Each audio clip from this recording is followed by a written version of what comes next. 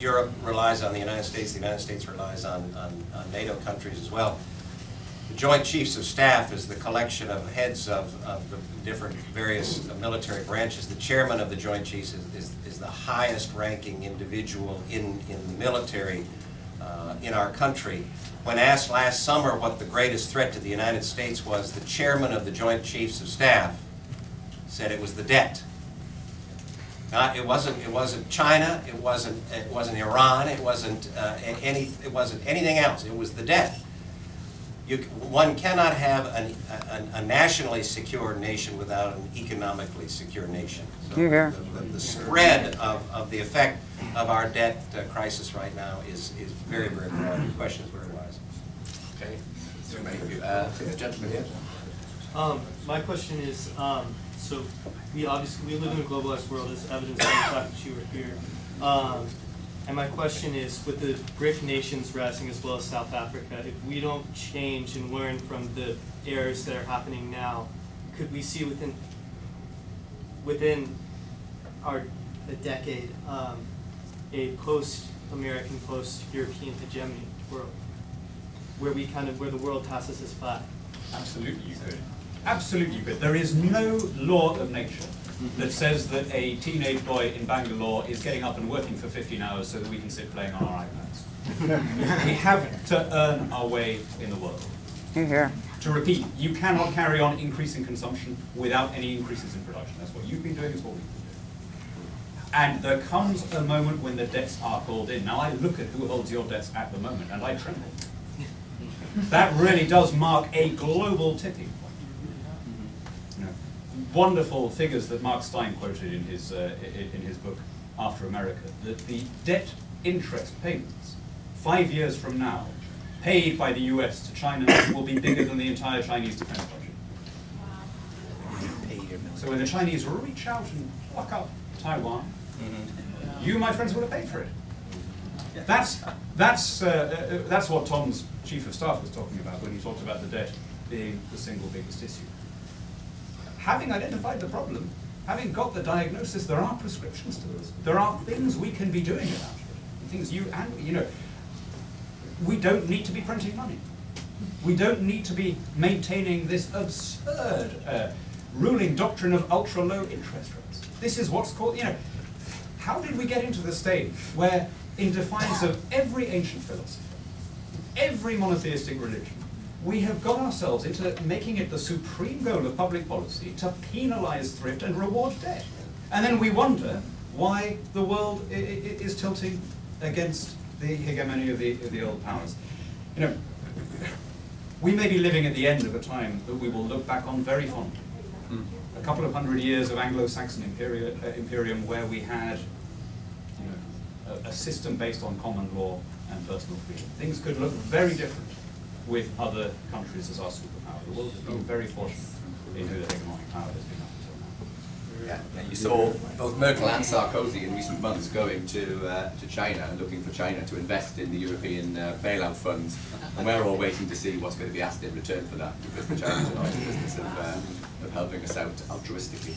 Okay, a lot of you want to ask questions. I think I'll take it in threes, and then we'll come together. Try this guy here, because I think I'm Chris Smith. I'm Walker, the other McCain. Question, I want to connect some dots here. You were asking, the Germans want to know who bails out them, and I'm curious to Mr. Price there, to what degree do you think our Federal Reserve may be already or eventually called into play to keep things going? Okay, so is it gentleman here? Matthew Feeney from the American Conservative. I'm just wondering if the Europeans have a culture that's ready for the economic realities. There have been riots in Athens today after a deal's been struck. Are Europeans ready for one to be done?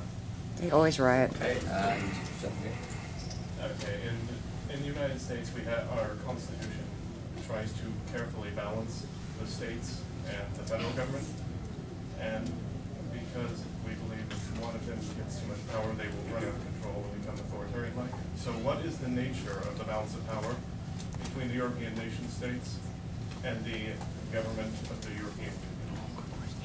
okay, right. Tom, the first one to you. The question is about the Federal Reserve and what exposure the United States has to the contagion in Europe from a fiscal standpoint. And in fact, Ben Bernanke, the chairman of the Fed was in front of our committee the other day, and I asked him this specific question: what is the United States exposure? He said he thought it was tens of billions. I believe it to be over 100 billion and climbing. And Kathy McMorris-Rodgers from Washington has a bill in the House that would actually preclude our propping up the International Monetary Fund and the European Union.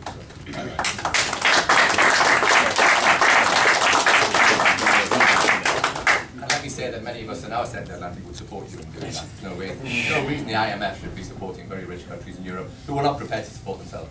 The second question was about the culture in Athens. You want to take that? Yeah, well, what we see now in Athens is telling, because there are going to be strikes, general strikes, demonstrations. There is a process of political polarization. The far left is winning in opinion polls up to 30 to 40%. Politicians do not know what to do. So Greece just lying down on the floor, and the EU is kicking it around, but it will not get up anymore. And what you see is, and this is the thing that we in Europe haven't seen for a long time, that Europe, or European unification, leads to mutual recrimination and accusation. A few years ago, the most popular country in Greece was Germany. Now the most hated country in Greece is Germany. Mrs. Merkel is depicted as a Nazi. And newspapers are raging against each other. The Greek against the German Bild Zeitung and the other way around. And some people in Germany even say, some government ministers, we have to rule the budget of Greece. So Greece will be ruled from Brussels or from Berlin or whatever. So you can imagine this is going completely the wrong way. The euro, which was supposed to be to drive the process of unification, is driving a process of hate and divergence. So I think we see demonstrations and strikes in Italy. We see it in Spain. We see it in Portugal. People in the north are voting against transfers and bailouts. You've got the true Finns. You've got the same process in the Netherlands. So there is a attitude of people where they say Europe is not far away. It is on the doorstep, and what we see is not what we like. And this is something Brussels wants to deny. Okay, thank you, Jan. The question was Jan about the balance of power. A balance of power between national institutions and European institutions.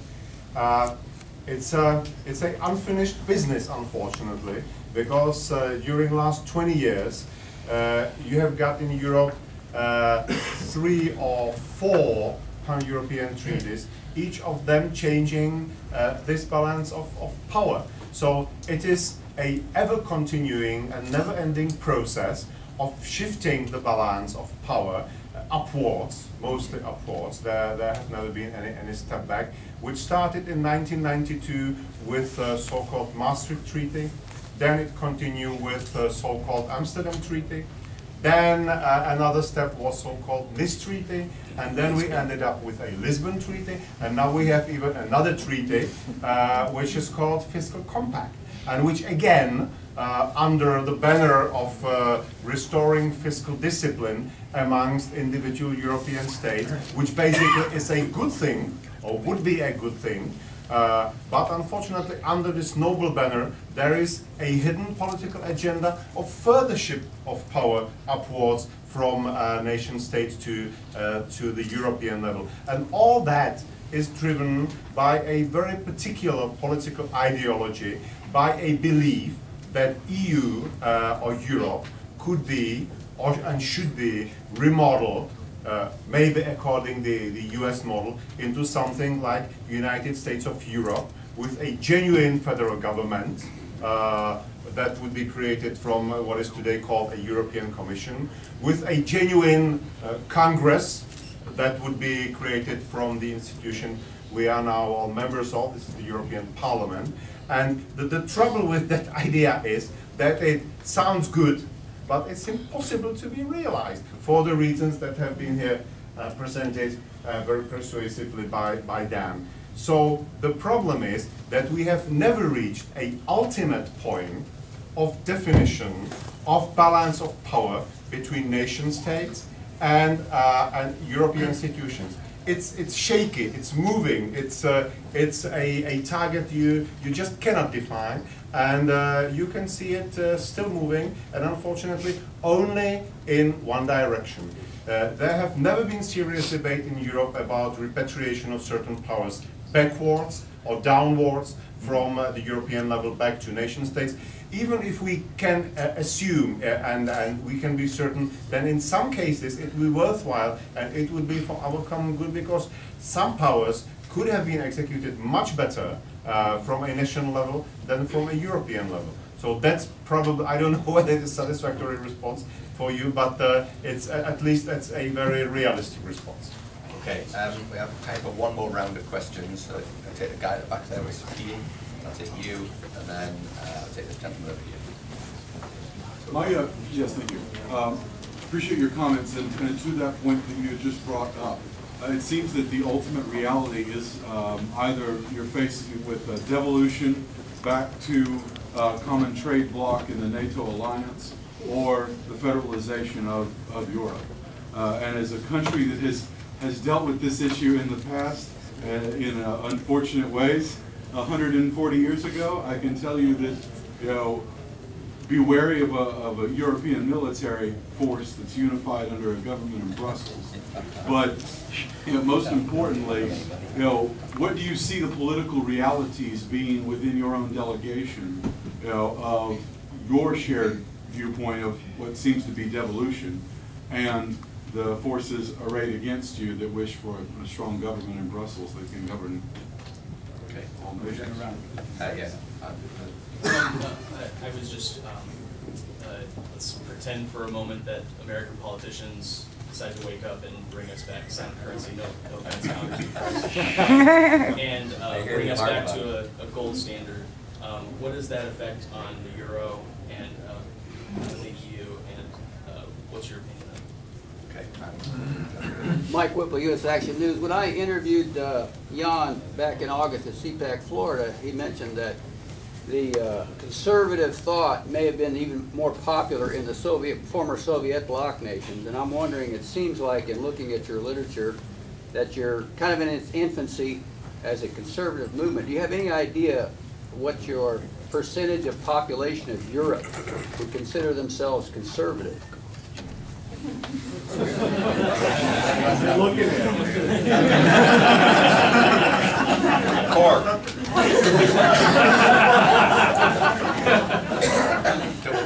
I mean, I've got a couple of things. If this is the final round of answers, I wonder if I could just crave your indulgence and satisfy my own curiosity by doing a straw poll in this room. I'd be really interested, those of you who have declared a choice in the primary out of the four as to who it is. So Ron Paul. If I just do this, so I'm going to do it I'm going to do them in alphabetical order. Hands up for Newt Gingrich.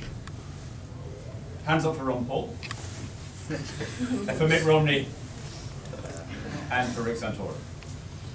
There we go. Okay, that was very interesting. A couple of points, if I may, to some of the questions asked just now and in the previous round. First of all, on this may seem nitpicking, and I can see it's confusing because I'm a member of the European Parliament. But when I have to say this often to friends in the US, when you say you in Europe, please do not lump us in. I'm a British Conservative, I'm not the European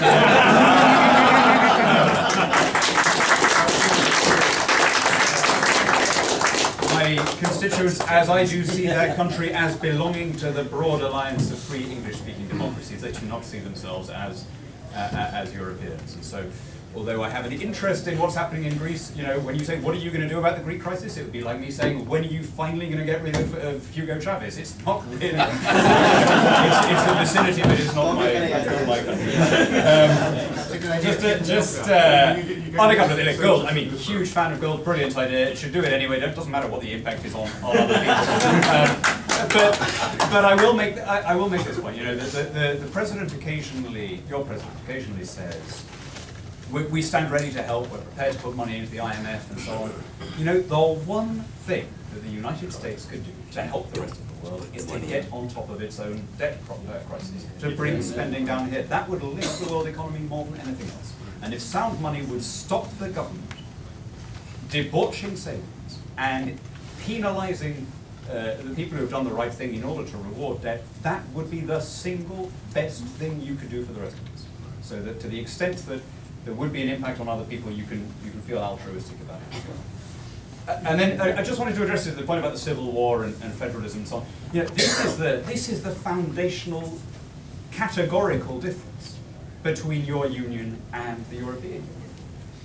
Your founders, because they had come through this experience of an insurrection against a remote government, were determined to encode the dispersal of power in the new structures of the new policy. Now, things have gone badly wrong in some ways over the 20th century and the first years of this century. But you were starting from a very good place. Power was dispersed, decisions were taken closer to the people, there was states' rights, there was localism, there was the direct election of the public officials, there are primaries, there are balanced budget rules, there are recall mechanisms, ballot procedures, a whole series of political tools that are designed to keep the government under control and to strengthen the citizen. The tragedy of the European Union is that it was founded with precisely the opposite imperative.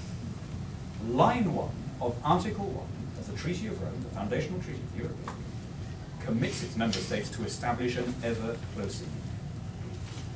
So whereas the US is built on Jeffersonian lines, the EU is based on precisely the opposite principle. Now you can imagine what the impact of that would be on any country, right? If you had, you know, obligatory tax harmonization here in the United States, hands up who thinks that the taxes would be harmonized downwards. The European Union is an attack on the competitiveness among different jurisdictions and polities that is normally the main constraint on big government. You know. Imagine what the tax would be in California if it didn't have Nevada next door. That's, the EU in a way is a massive political project aimed at saving governments from having to make the tough decisions about cutting entitlements and cutting spending by exporting their costs to their rivals instead. And you could just about understand that thinking in the 1950s when the main competition was coming from Greece or Slovakia. You cannot understand it in today's world when the main competition is coming from China and India. So, you know, keep the system that you inherited from your parents. Don't chuck it away. Don't be the generation that cuts the link between what you've got from the founders and the disinherited of it. So how do you balance the lack of Jeffersonian? Very briefly, I think that the attitude towards the idea of European integration in so-called post-Soviet, post-communist countries of Central and Eastern Europe has been, since the very beginning, taken mostly as a symbolic thing. It was for us who 23 years ago reappeared from behind the Iron Curtain as a renewed democracies and free nations. Once again, we took the alliance with what was then European Communities, later on European Union, as a rubber stamp that we once again belong to a free world, to a democratic world, and that we are somehow eligible or entitled to belong to that part of the world. Of course, that doesn't mean that we have never been that much emotionally and historically bound with the idea of the European integration as those who were founding fathers of that after the World War II, and who also had their good reasons, sometimes very noble reasons, why they started this whole cooperation project, because some of them truly believed that by integrating Europe economically, politically, legally, to some very high degree, they will once forever prevent the possibility of any new war ever coming from the European continent. The problem is that, however this idea might seem a very noble and good and positive in the theory, the practice proved to be rather different. And during last 15 years, whenever there was a chance to ask, a very rare chance to ask people in this or that part in Europe whether they wish to have more integration, they have rejected that.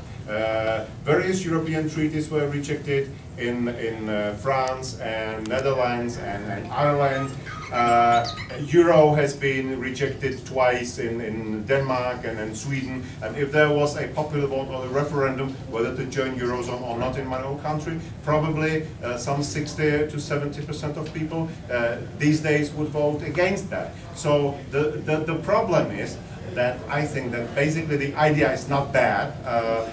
Unfortunately, the reality proved to go somewhere else, and it became much more an idea and also practice of political elites than of nations of Europe themselves. Okay. And finally, a brief comment, okay.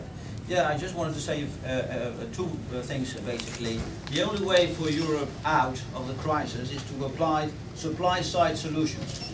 So we have to reform the labor market, flexibilize it. We have to reform the pension system, so people cannot go on pension with 53 or 55. We have to reform the welfare state, and we have to curb the powers of trade unions. We need to have a Europe with the right to work. Now what the European Commission is doing is precisely the opposite. They say, and they come to the conclusion that we lost competitiveness, and they want to repair it by introducing new taxation.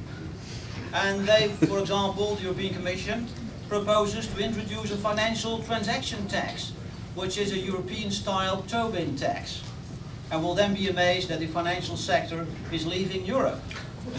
It also wants to have a harmonized corporate tax, and the level of harmonization, of course, has to be the French level of 35%. The Irish have 12.5%. It is their life savior, this 12.5%. It makes sure that investments from the United States come in and that Ireland regains its competitiveness. And another thing is the introduction of European taxation called own resources. And they say, if we have a European tax, we bring Europe closer to the citizen, which is a false idea. So that's why we as a conservative group are proposing the solutions of this couple here.